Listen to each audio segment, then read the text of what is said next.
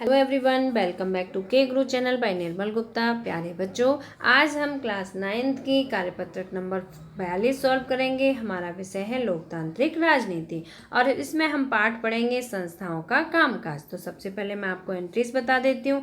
आपको अपना नाम लिखना है, अपने टीचर का नाम लिखना है, आपको डेट डालनी है 10 अक्टूबर 2020। तो स्टार्ट करते हैं बच्चों आज की वर्कशीट। और आज की वर्कशीट में आप पाठ पढ़ेंगे संस्थाओं का कामकाज, जिसमें आप टॉपिक पढ़ेंगे न्यायपालिका। इसमें आप कार्यपालिका के बारे में पहले पढ़ चुके हैं, आज आप पढ़ेंगे न्यायपालिका। तो देखिए, हमारे देश भारत में विभिन्न स्तरों पर मौजूद अदालतों को सामूहिक रूप से न्यायपालिका कहा जाता है। अब बच्चों, अगर आपसे कोई पूछे कि न्यायपालिका किसे कहा जाता है, तो आपका आंसर यही होना चाहिए कि हमारे देश में विभिन्न स्तरों पर मौजूद अदालतों को सामूहिक रूप से न्यायपालिका कहा जाता है। न्यायपालिका में सर्वोच्च न्यायालय, राज्यों में उच्च न्यायालय, जिला न्यायालय तथा स्थानीय स्तर के न्यायालय सम्मिलित होते हैं। तो बच्चों, जो हमारी न्यायपालिका है, इसमें कौन कौन से न्यायालय सम्मिलित हैं? सर्वोच्च न्यायालय, राज्यों में उच्च न्यायालय, जिला न्यायालय और स्थानीय स्तर के न्यायालय शामिल होते हैं। देश में एकीकृत न्यायपालिका है। बच्चों, एकीकृत का मतलब क्या है? एकीकृत का मतलब है कि देश की सभी अदालतों को सर्वोच्च न्यायालय का फैसला मानना होता है। ठीक है, एकीकृत न्यायपालिका का मतलब है कि जो सभी अदालतें हैं, जैसे कि उच्च न्यायालय हैं या न्यायालय हैं, इसके अलावा स्थानीय स्तर के न्यायालय हैं, ठीक है, उन सभी को सर्वोच्च न्यायालय का फैसला मानना होता है। तो जो हमारी सर्वोच्च न्यायालय है बच्चों, वो हमारी सर्वोच्च संस्था है।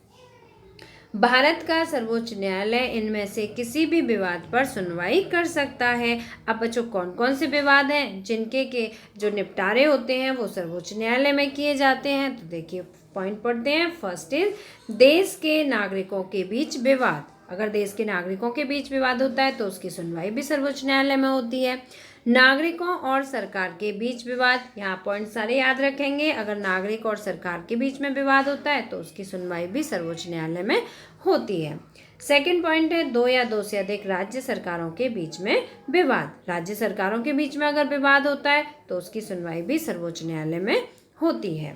थर्ड पॉइंट इज केंद्र और राज्य सरकारों के बीच में विवाद। अब यहाँ पर देखिए, केंद्र और राज्य सरकार दोनों के बीच में अगर विवाद होता है तो सर्वोच्च संस्था हमारी कौन सी है? सर्वोच्च न्यायालय, वही उस विवाद को निपटाती है। नेक्स्ट पॉइंट इज यह फौजदारी और दीवानी मामलों में अपील के लिए सर्वोच्च संस्था है। अब बच्चों देखो, अगर फौजदारी या दीवानी का कोई मामला होता है तो उसकी अपील भी सर्वोच्च न्यायालय में की जाती है।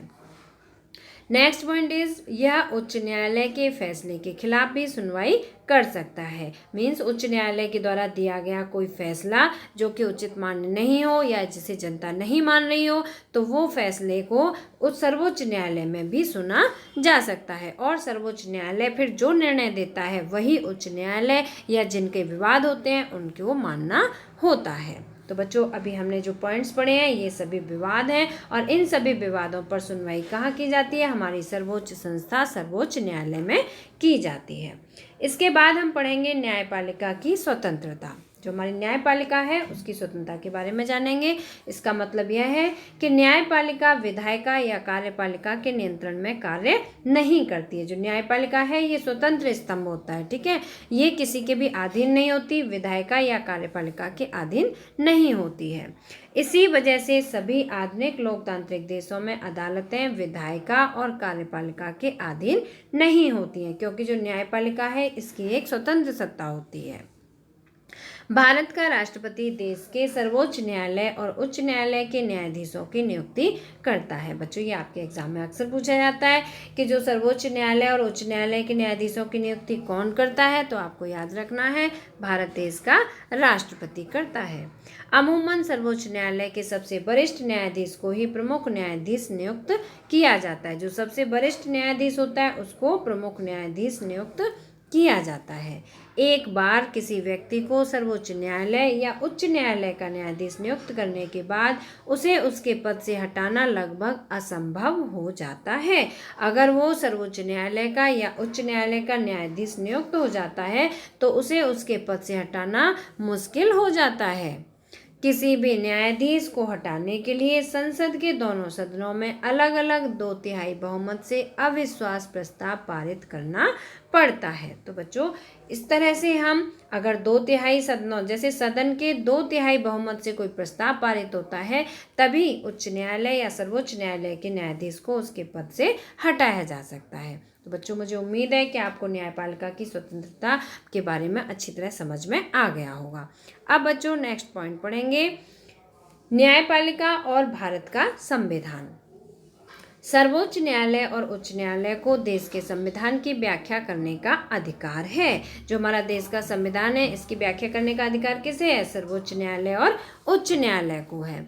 अगर न्यायपालिका को लगता है कि विधायिका का कोई कानून या कार्यपालिका की कोई कार्यवाही संविधान के खिलाफ है तो वह केंद्र या राज्य स्तर पर ऐसी कानूनी कार्यवाही को अमान्य घोषित कर सकता है। इसी तरह इसी कानून या कार्यपालिका को कार्यवाही को चुनौती मिलती है। ठीक है, अगर ऐसा लगता है कि जो कोई भी कानून है यदि वो संविधान के खिलाफ है तो क्या होता है बच्चों, उसे अमान्य घोषित कर दिया जाता है। ठीक है, तो सर्वोच्च न्यायालय उसकी संवैधानिक वैधता तय करता है। इसे हम न्यायिक समीक्षा के रूप में जानते हैं। ठीक है, अगर किसी कानून को या कार्यपालिका की कार्यवाही को अगर चुनौती मिलती है तो सर्वोच्च न्यायालय उसकी संवैधानिक वैधता तय करता है। और बच्चों ये मोस्ट इंपोर्टेंट क्वेश्चन है, ये एग्जाम में भी पूछा जाता है। इसे क्या कहा जाता है? इसे न्यायिक समीक्षा का नाम दिया जाता है। सर्वोच्च न्यायालय ने यह भी फैसला दिया है कि संसद संविधान के मूलभूत सिद्धांतों में बदलाव नहीं कर सकती है।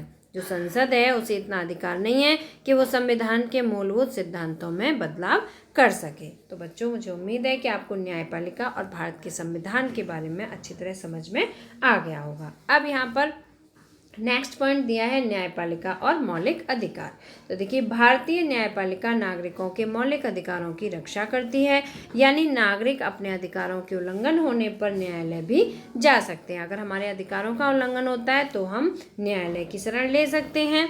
हाल के वर्षों में अदालतों ने सार्वजनिक हित और मानव अधिकारों के संरक्षण के लिए विभिन्न फैसले और निर्देश दिए हैं। इन्हीं वजहों से लोगों न्यायपालिका पर काफ़ी विश्वास करते हैं। यही कारण है कि सभी लोग न्यायपालिका पर विश्वास करते हैं। बच्चों जो अभी हाल ही में बहुत सारे फैसले हुए हैं, मुझे उम्मीद है कि आप सभी को पता होगा उन सभी के बारे में। ठीक है, और इससे क्या होता है, हमारा न्यायपालिका पर विश्वास दिन पर दिन बढ़ता चला जाता है, क्योंकि न्यायपालिका हमारी सर्वोच्च संस्था है और वो जो निर्णय करती है वो किस हित में होते हैं? वो सार्वजनिक हित में और मानव अधिकारों के संरक्षण में होते हैं। तो मुझे उम्मीद है बच्चों कि आपको आज की वर्कशीट अच्छी तरह समझ में आ गई होगी।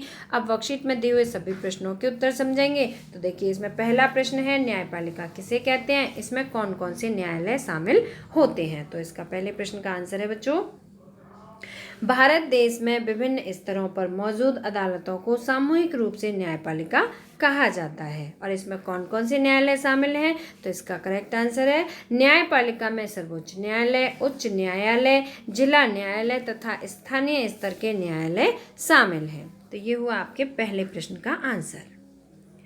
दूसरा प्रश्न है बच्चों, भारत के सर्वोच्च न्यायालय में किन किन मामलों पर सुनवाई होती है? तो कौन कौन से मामले थे? अभी हमने वर्कशीट में सारे मामले पढ़े थे। तो देखिए 2 या 2 से अधिक राज्यों के बीच में विवाद, केंद्र व राज्यों के बीच में विवाद, नागरिकों व सरकार के बीच में विवाद, देश के नागरिकों के बीच में विवाद, फौजदारी व दीवानी के मामलों की अपील और उच्च न्यायालय के फैसले के खिलाफ सुनवाई होती है। तो ये सभी मामले जो होते हैं, इन सभी की मामलों की सुनवाई कहाँ होती है बच्चों? सर्वोच्च न्यायालय में होती है।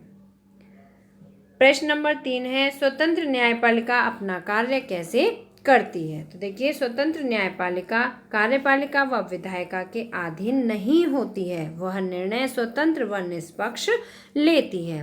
वो अपने स्वयं निर्णय लेती है और उसके निर्णय जो होते हैं वो स्वतंत्र और निष्पक्ष होते हैं। तो ये हुआ आपका प्रश्न नंबर 3 का आंसर।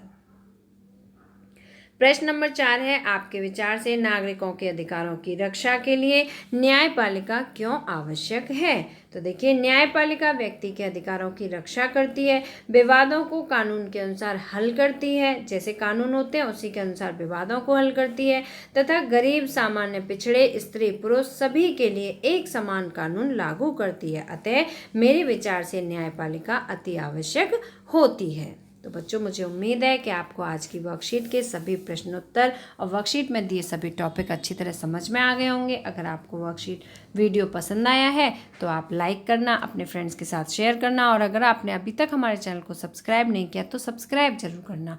मिलते हैं फिर इसी तरह की नेक्स्ट एजुकेशनल वीडियो में। Till then, bye bye, good luck to all of you.